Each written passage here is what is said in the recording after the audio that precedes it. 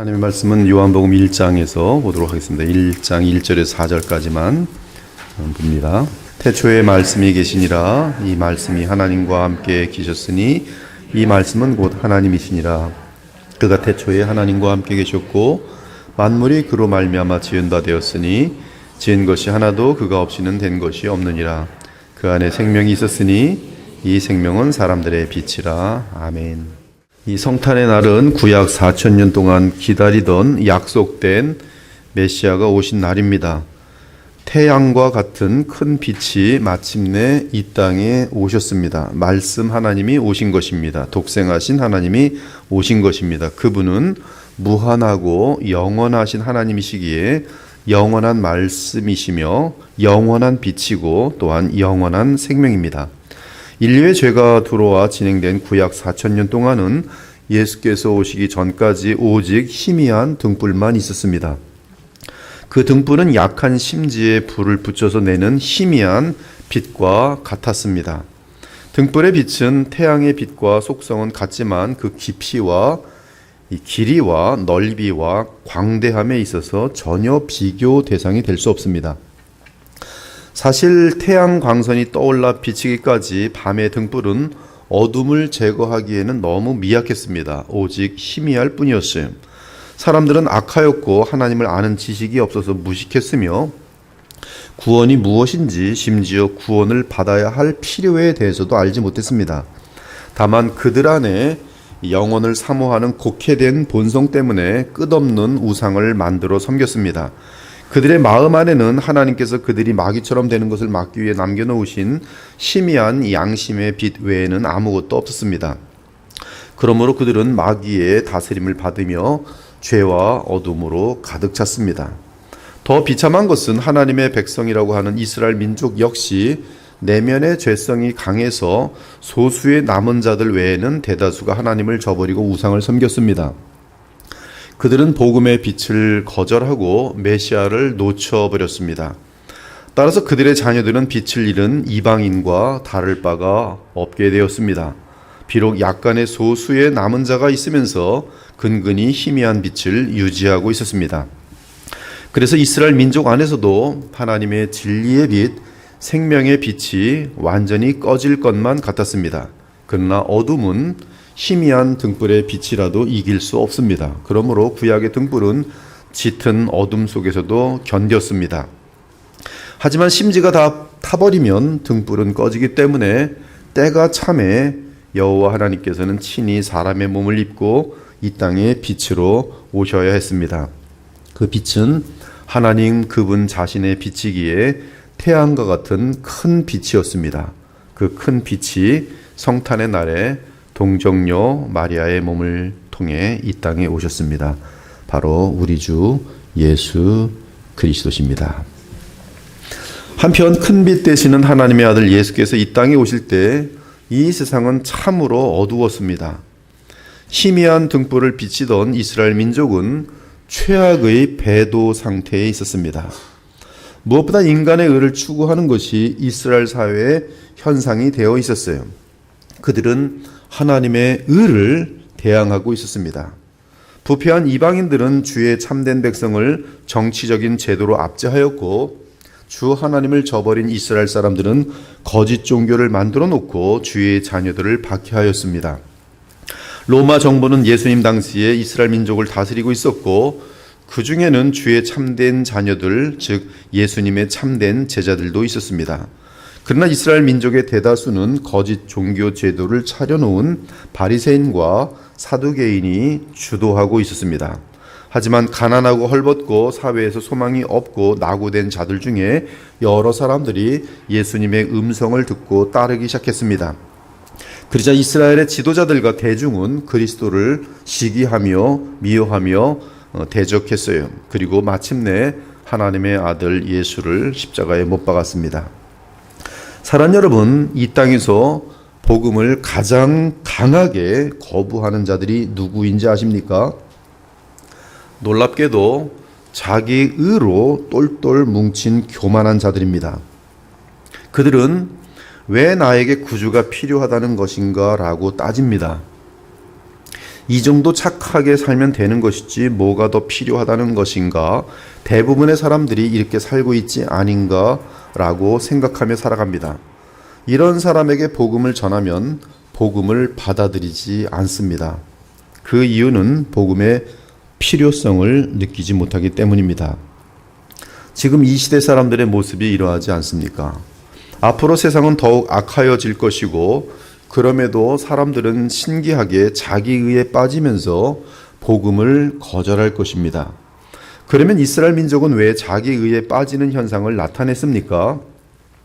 이스라엘 민족은 죄로 인한 부패와 패역함으로 하나님의 진노를 받아 바벨론 포로로 끌려갑니다. 이때 솔로몬이 지은 예루살렘 성전이 바벨론의 느부갓네살에 의해 무너졌어요. 그러자 사방으로 흩어진 이스라엘 민족은 회당을 세우게 됩니다. 디아스포라, 즉 온 세상에 흩어진 그들은 이제 성전이 없기 때문에 지역별로 모여서 신앙을 잃지 않으려고 토라와 선지서를 읽었습니다. 그리고 그것을 강론하였어요. 그러나 회당은 성전의 주요 기능인 희생 제사를 드릴 수 없었습니다. 그러므로 그들은 율법을 강론하고 그것을 행동 지침으로 삼으며 하나님을 향한 바른 신앙을 갖고자 하였습니다. 그러므로 바벨론 포로 시절에 회당은 진심으로 주 하나님을 찾는 남은 자들에게 큰 위로가 되고 주 하나님을 잊지 않는 수단이 되었습니다. 안타까운 것은 이스라엘 민족은 바벨론 포로에서 돌아온 이후 수룹바벨이 예루살렘 성전을 재건한 이후에도 회당 제도를 유지한 것이 어느새 유대인들 사이에 회당 제도가 너무 깊게 자리를 잡아버린 것입니다. 물론 바벨론 포로에서 돌아온 유대 민족은 적어도 1년에 3차례는 예루살렘 성전을 찾아갔습니다. 하지만 회당 제도가 정치적으로 자리를 잡고 그리고 헬라 시대와 로마 시대를 거치면서 율법으로 자기 의를 세우려는 바리새인 집단이 등장하면서 그들이 유대 땅의 실권을 쥐게 됩니다. 그것이 예수께서 이 땅에 오실 당시의 유대 땅의 배경입니다. 무엇이 문제인지 보이십니까? 유대교의 가장 큰 문제는 대속하시는 메시아를 잃어버린 것이, 그러므로 하나님과의 교통이 차단되었고 그들의 종교의 모든 것은 형식일 뿐이었습니다. 하나님을 만날 수가 없어요. 하나님을 만나는 유일한 길은 구약 전체에서 메시아의 속량이 날마다 드리는 희생 제사에. 그러므로 바울은 로마서 10장에서 이렇게 증거합니다. 그런즉 우리가 무슨 말을 하리요? 의를 따르지 아니한 이방인들이 의를 얻었으니 곧 믿음에서 난 의요. 의의 법을 따라간 이스라엘은 율법에 이르지 못하였으니 어찌 그러하냐? 이는 그들이 믿음을 의지하지 않고 행위를 의지함이라. 부딪힐 돌에 부딪혔느니라. 기록된 바 보라, 내가 걸림돌과 거치는 바위를 시온에 두노니 그를 믿는 자는 부끄러움을 당하지 아니하리라. 내가 증언하노니 그들이 하나님께 열심히 있으나 올바른 지식을 따른 것이 아니니라. 하나님의 의를 모르고 자기 의를 세우려고 힘써 하나님의 의에 대항하였느니라.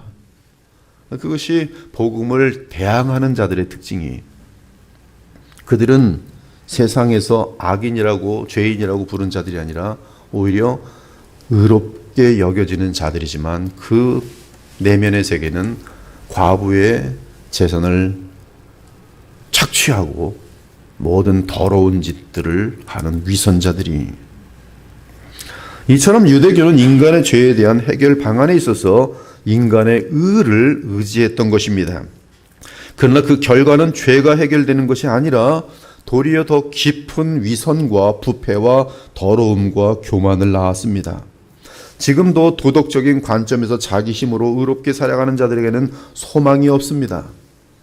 무슨 강연하는 사람들 보면 자기 의를 얘기를 하고 의를 가장 좋은, 서로 사랑하자, 멋있게 살아보자.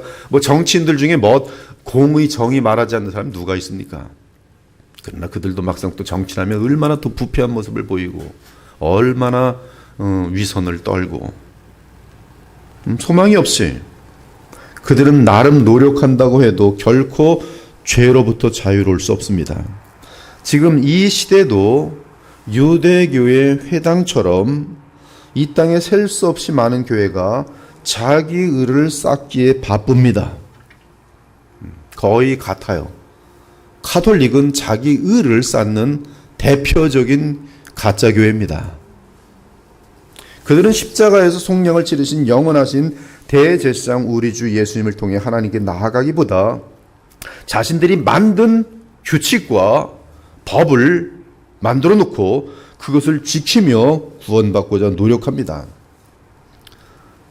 돌리는 기도들 계속 기도하고 기도로 의를 쌓아서 구원받고자 하는 그런 시도들이 모든 종교에 있고 카톨릭에도 있어요. 불교에도 있고. 그러나 부활하여 살아계신 중보자 없이는 우리는 전능하시고 무한하신 거룩한 하나님께 참된 예배를 드릴 수 없습니다. 이는 오직 예수님만이 하나님께 나아가는 길이기 때문입니다. 예수께서 이르시되 내가 곧 길이요 진리요 생명이니 나로 말미암지 않고는 아무도 아버지께로 올 자가 없느니라. 사랑하는 여러분, 우리는 그리스도에게서 삶의 본을 배우기 전에 그리스도의 속량을 통한 죄사함을 받아야 합니다. 중세교회는 1000년 동안 복음을 잃었으니 그들은 자기 힘으로 예수님을 닮고자 했어요. 그러나 그들은 지옥행입니다. 우리는 그리스도의 삶을 본받기 전에 그리스도의 속량을 통한 죄사함을 받아야 돼. 또한 부활하셔서 살아계신 우리의 대제사장이신 예수 그리스도와 인격적으로 교제하며 그분을 왕으로 모시고 그분과 영으로 연합하여 살아야 합니다. 그래야 그리스도의 본을 진심으로 정직하게 실제로 따를 수 있어요. 즉 성령을 따라 행할 수 있습니다. 다시 말하면 신앙생활은 내가 행한 것에서 시작하는 것이 아니라 하나님이 나를 위해 행하신 것을 바탕으로 하여 시작하는 것이 오직 그리스도를 믿고 의지하는 신앙을 가질 때만이 바른 예배를 드릴 수 있고 참된 예배와 함께 신앙이 성장하고 또한 삶과 성품이 성령의 역사로 변화받는 것이 오늘 본문 1절을 보니 창세전에 세상을 창조하신 영원하신 말씀이 이 땅에 오셨습니다. 바로 예수님이십니다. 그분은 하나님이십니다. 그러나 아버지와 구별되고 성령과 구별되는 독생하신 하나님이세요. 성삼위 하나님은 영원한 사랑이시며 서로 교제하시는 하나님이십니다. 그러므로 하나님은 내면으로 영원한 즐거움과 영원한 평강을 누리십니다. 이는 서로 교제하시는 하나님이기 때문이 그러므로 창조주 하나님은 이 세상을 만드실 때 그분을 따라 온 세상이 사랑과 평강과 즐거움의 교제가 영원히 이루어지도록 뜻하셨어요. 그러나 하나님께서 사람을 지으시기 전에 우리가 다 알 수 없는 어둠의 세력이 이미 있었습니다. 그 세력은 타락한 천사들인 마귀들과 그 우두머리인 사탄이었어요. 그들은 하나님을 향해 반란을 일으키더니 어둠과 무질서와 죄의 뿌리가 되었습니다. 그러나 하나님은 마귀들과 그 우두머리 사탄에게 지실 수 없습니다. 오히려 그들이 헤아릴 수 없는 지극히 높은 지혜로 주의 선하신 뜻을 이루십니다. 그 뜻을 이루기 위한 최종 작업이 시작되었습니다. 바로 창조주이신 하나님이 사람으로 오신 사건입니다. 임마누엘 사건이. 그러므로 예수님 안에 생명이 있었고 그 생명을 받는 사람은 빛이 생겨났어요. 즉 영적인 어둠 속에서 진리를 볼 수 있게 되었습니다. 왜 자신이 존재하는지 알게 되며 이 땅에 사는 사람들 자기가 누군지 몰라요. 또 왜 사는지도 모릅니다.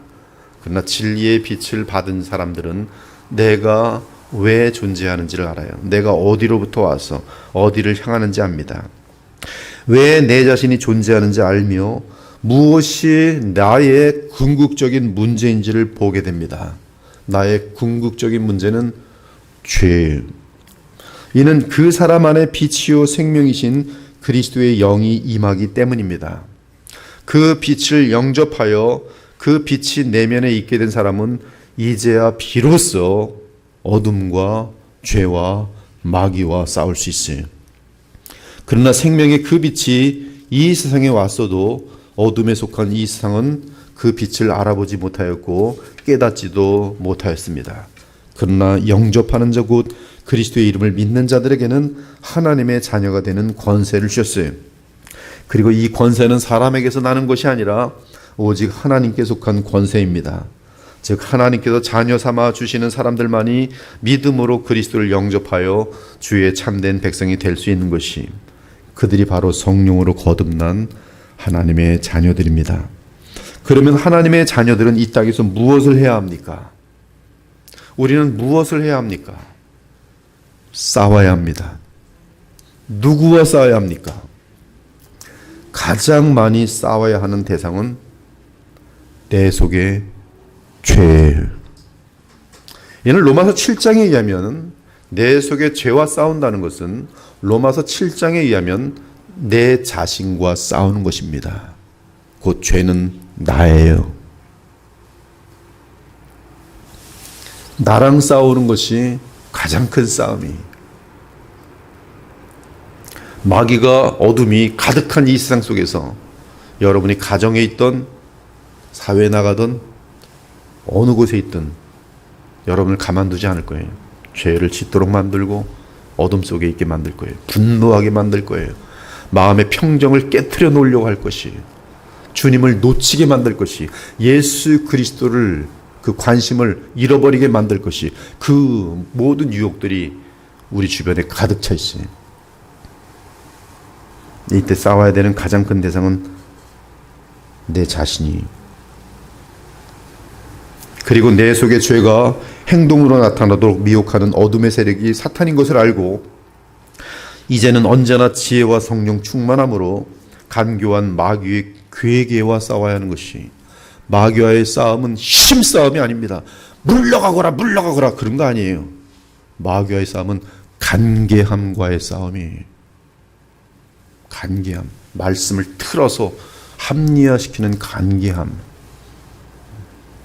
진리 싸움이 가장 큰 싸움입니다. 마귀의 싸움은, 주님 재림 전까지는. 그래서 예수 그리스도를 바르게 해석하는 그러한 교회는 진리가 있지만, 예수님을 놓쳐버린 교회는 동성애로 빠지면서도 우린 사랑한대요. 동성애에 빠지면서도 온갖 죄악 더러운 죄를 다 범하면서도 죄를 그냥 진행시켜놓고 회개 없이 사랑하자는 거예요. 마음껏 죄를 져도 서로 사랑하자. 이거는 모순된 얘기입니다. 그런 사랑은 마귀의 사랑이, 하나님의 사랑이 아니에요. 고린도서 13장의 사랑이 아니에요. 간교한 마귀의 괴계와 싸워야 돼요. 즉 속지 않아야 돼요. 속지 않으려면 깨어 있어야 돼요. 기도해야 돼요. 말씀을 붙들고 놓치지 않아야 돼요. 지금도 속아서 지금 방황하는 사람은 엄청 많아요. 마귀에게 속을 때 나타나는 가장 중요한 현상은 하나님과의 관계가 소원해지는 거예요. 자기는 하나님과의 관계가 정상인 줄 알아요. 왜? 먹을 게 있으니까, 건강하니까. 그러나 사실은 하나님을 이미 그를 버렸어요. 누구를 놓친 겁니까? 예수님을 놓친 거예요. 그리스도를 놓치는 것이 마귀에게 속는 최고의 현상이에요. 마귀에게 속은 자들마다 그리스도를 놓쳐요. 그리스도를 향한 관심을 놓쳐요. 그러므로 마귀가 무엇을 가장 힘쓰겠습니까? 그렇습니다. 우리가 하나님의 아들 그리스도를 바르게 볼 수 없도록 만드는 것이, 그러므로 성경을 보더라도 예수 그리스도를 볼 수 없게 만들고, 교회를 다니더라도 예수 그리스도에 대해 무지하고 그리스도에 대해 무관심하게 만들어버린 것이, 교회는 다녀요. 열심히 다닙니다. 뭐하러 다닙니까? 놀러 다녀요. 뭐하러 다닙니까? 행사하러 다녀요. 뭐하러 다닙니까? 네가 높냐 내가 높냐 자랑하려고 다녀요. 다른 모든 종교적인 활동은 마음껏 하게 합니다. 사탄 절대로 내버려둡니다. 그러나 단 한 가지, 그것은 복음의 빛을 가리는 것이, 바로 그것이 이 시대의 마귀가 그의 모든 어둠의 세력을 총동원하여 가장 안간힘을 쓰는 목표예요. 정치에 관심을 엄청나게 가지게 합니다. 예수님을 놓치게 만들어요. 구제에 엄청난 관심을 갖게 합니다. 자기 의지요, 예수님을 놓치게 만들어요. 만일 우리의 복음이 가리었으면 망하는 자들에게 가리어진 것이라. 그 중에 이 세상의 신이 믿지 아니하는 자들의 마음을 혼미하게 하여 그리스도의 영광의 복음의 광채가 비치지 못하게 하매니 그리스도는 하나님의 형상이니라 어두운 데 빛이라 말씀하셨던 그 하나님께서 예수 그리스도의 얼굴에 있는 하나님의 영광을 아는 빛을 우리 마음에 비추셨느니라. 사랑하는 여러분, 그래서 우리에게 크리스마스가 필요해요. 그 이유는 우리는 자기에 빠지기 쉽고 마귀에게 속기 쉽기 때문입니다. 그리고 죄 가운데 있는 우리는 하나님의 최고 법정에서 유죄 판결이 내려지는 것을 피할 길이 없기 때문이며 또한 계속 진행되는 범죄를 멈출 수 있는 생명과 힘이 없기 때문이 우리에게는 크리스마스가 필요해요. 여러분이 빛과 생명과 진리와 은혜를 한없이 얻고자 하면 다른 길이 없습니다. 오직 예수 그리스도를 믿고 영접하고 그리고 남은 삶을 그리스도의 지시를 따르며 성령의 도움을 받으며 살아가는 것 외에 다른 길이 없어요. 빛은 우리로 하여금 하나님을 알게 하고 보게 합니다. 생명은 빛을 통해 알게 된 하나님의 뜻을 행할 수 있게 합니다. 이것이 죄와 어둠의 세력을 이기는 능력이, 그리고 계속 그리스도 안에서 하나님과 동행하는 상태가 되면 어둠의 세력은 결코 우리를 이기지 못합니다. 큰 빛 되시는 예수께서 이 땅에 태어나시자 어둠에 속한 자들이 난리가 났어요. 한국은 바퀴벌레를 못 봤지만 미국에 사는 동안에 바퀴벌레 있는 곳에 살아본 적도 있는데요. 어떻게 탁 들면 바퀴벌레들이 숨어있다가 쫙 이곳 사방으로 도망가는데요. 빛만 보시면 사방으로 난리가 나요. 큰 빛 되시는 예수께서 오시자 어둠에 속한 자들이 난리가 났어요. 헤롯 대왕이 난리가 났고 형식적인 종교 지도자들이 난리가 났어요.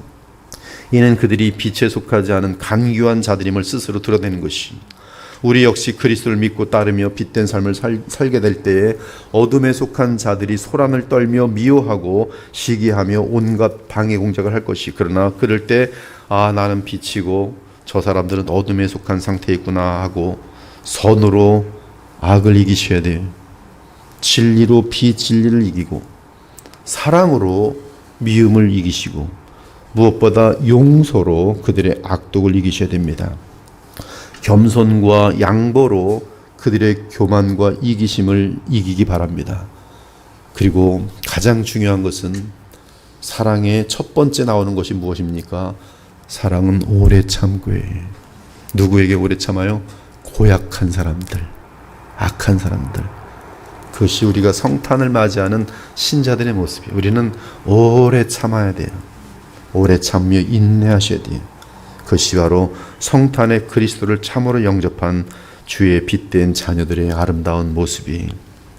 사랑하는 여러분, 이 세상의 가장 큰 병은 죄악이라는 병에 들어 영원한 죽음을 향하고 있는데 그 사실을 모르는 데 있어요. 지옥으로 지금 떨어지고 있는데 그 사실을 모르고 있어요. 그 큰 병은 다름 아닌 자기입니다. 자기의 멸망을 보지 못하는 그 병이 자기예요. 자기의 뒤에는 무엇이 있는지 아십니까? 교만이 있어요. 교만은 남의 티는 보이는데 자기 안에 있는 들보는 못 봐요. 교만한 자들의 특징이 자기를 못 봅니다. 교만은 자기를 못 보도록 돼 있어요. 그것이 자기예요. 그 큰 병은 인권이, 신권은 무너뜨리고 인권만 쫓아가면서 멸망을 향해 달려가고 있어요. 하지만 복음은 성령의 역사와 함께 우리가 얼마나 하나님 앞에서 악한 죄인인지를 밝혀주면서 회개하게 하고 동시에 영원한 빛이요 큰 빛인 생명의 주 예수님을 영접하고 믿고 의지하게 합니다. 이를 위해 하나님의 아들이 역사 가운데 여자를 통해 사람으로 오셨으니 우리 주 사랑하시는 예수님이세요.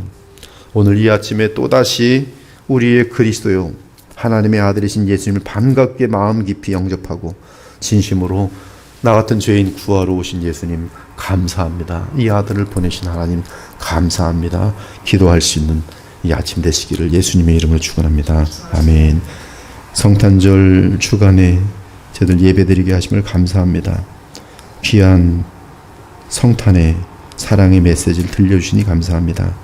오늘 또 이 말씀을 듣고 우리는 어둠이 없고 자기에 빠져 교만한 자들이었지만 우리가 얼마나 악한지를 보여주시고 이제는 겸손하게 주님을 따를 수 있도록 하신 그 은혜를 감사하고 찬송하는 이 시간 되게 하여 주시옵소서.